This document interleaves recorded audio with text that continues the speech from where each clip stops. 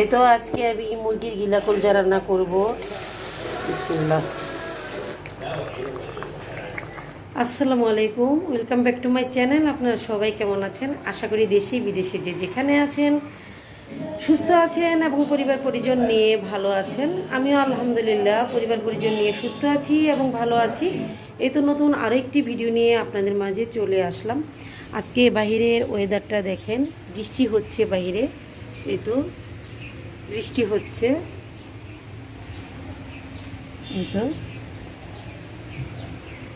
এই তো বৃষ্টি হচ্ছে।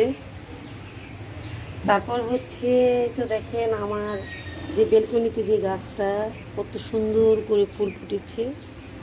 এই তো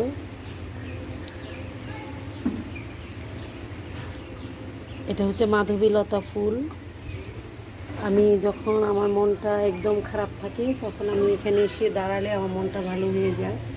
এই তো দেখেন কত ফুল ফুটেছে, মাশাআল্লাহ। এই তো মাধবীলতা। ভাবলাম যে সকাল সকাল আপনাদের সাথে একটু শেয়ার করি। আজকে কিন্তু বাইরে অনেক বৃষ্টি হচ্ছে, অনেক বলতে মানে বারবার একটু পরপর বৃষ্টি আসছে। এই তো দেখেন এই যে বেলকনিতে আরও গাছ লাগিয়েছি, মাশাআল্লাহ অনেক সুন্দর হয়েছে।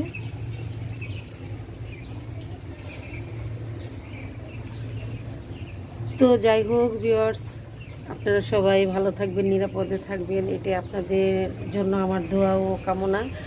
তো আমার জন্য সবাই দোয়া করবেন, আমিও যেন ভালো থাকি। এখন রান্না করব, আজকে বেশি কিছু রান্না করব না।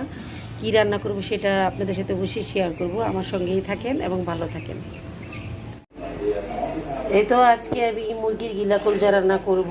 ঠ্যাং পাখনা এগুলো সব কিছু একসাথে কেটে ধুয়ে পরিষ্কার করে নিয়েছি।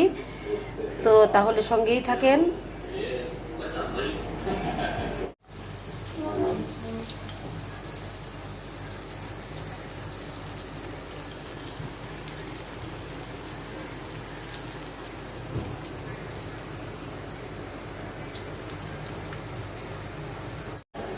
এই তো এখানে আমি মশলাটাকে কষিয়ে নিচ্ছি।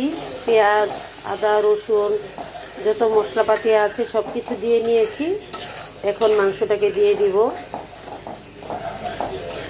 মুরগির গিলা কলিজা এবং ঠ্যাং পাখনা এগুলো আমি খুব পছন্দ করি, আপনাদের ভাইও করে, কিন্তু আমার ছেলে খেতে চায় না। সেজন্য সবসময় মুরগির গিলা কলিজার সাথে আমি একটু মাংস মিক্স করে নিই ছেলেকে দেওয়ার জন্য, কারণ ও খাবে না। এই তো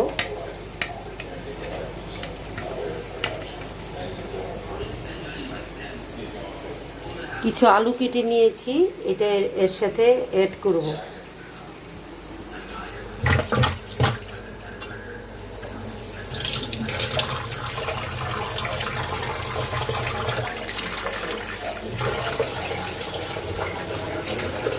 এক হাতে ভিডিও করি আর এক হাতে রান্না করি, সেই জন্য একটু ঝামেলা হয়ে যায়।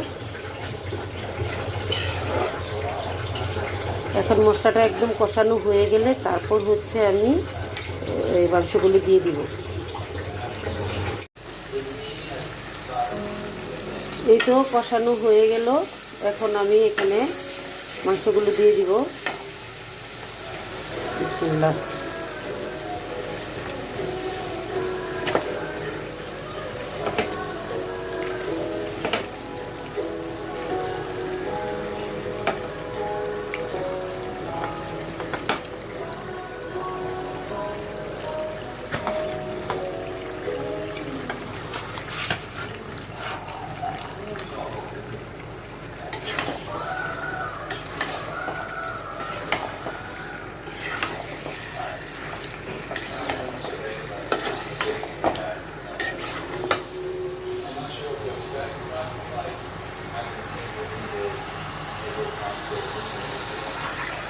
মুরগির গিলা কলিজা কারা কারা আমার মতো পছন্দ করেন কমেন্টের মাধ্যমে অবশ্যই জানাবেন।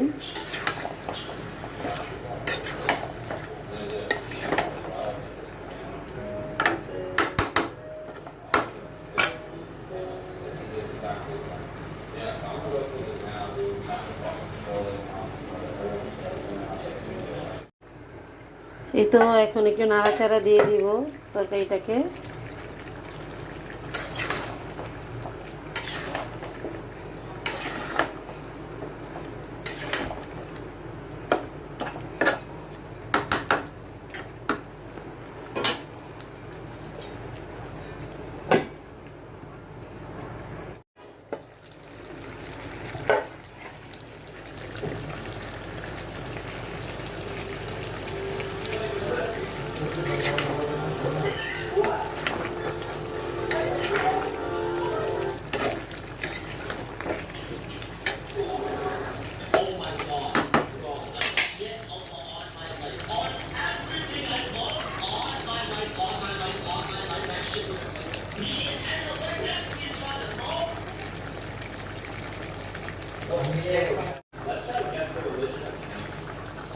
এই তো তরকারিটা প্রায় হয়েই গেছে, এখন নামিয়ে ফেলবো। দেখেন দেখতে যে এমন হয়েছে।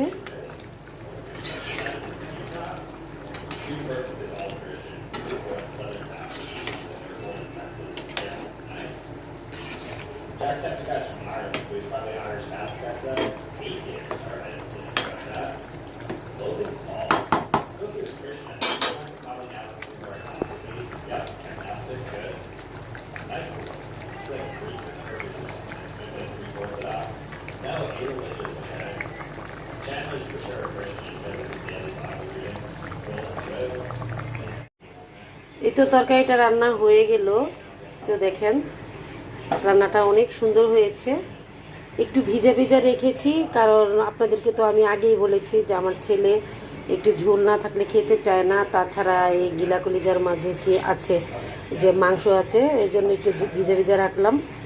তো যাই হোক, হয়তো বা দেখতে সুন্দর হয়েছে, খেতেও ভালো লাগবে ইনশাল্লাহ। তো আজ এ পর্যন্তই ছিল। রান্নাটা কেমন হয়েছে অবশ্যই কমেন্টের মাধ্যমে জানাবেন। তো বিদায় নিয়ে নিলাম, আল্লাহ হাফেজ।